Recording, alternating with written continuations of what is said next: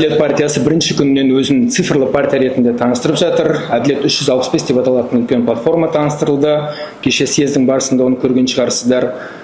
Біз бірінші күннен бастап партияға өтініш беру жүйесінде цифрландырып үлгердік. Оны еліміздегі үлкен мемлекеттік және жекеменшік жүйелермен ықпалдастыққа кіргіздік, интеграциялар жасалды. Сондықтан бізді қолдайтын ортаға мейлінше ыңғайлы жағдай жасауға тырыстық. Ал алдағы партияның қабылдап отырған бағдарламаларында да, басқа құжаттарында да бұл мәселе ерекше көрсетіліп жатыр.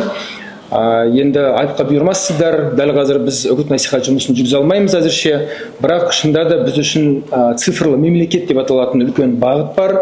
Бұл партия алдына қойып отырған үлкен 10 басымдықтың біреуі. Соның аясында әсіресе азаматтардың қауіпсіздігі онлайн саладағы, және осы тетік арқылы жалпы жаңа мемлекеттік жүйе, мейлінше тиімді мемлекеттік институттар және әр азаматқа барынша ыңғайлы жүйе қалыптастыруға тырысамыз.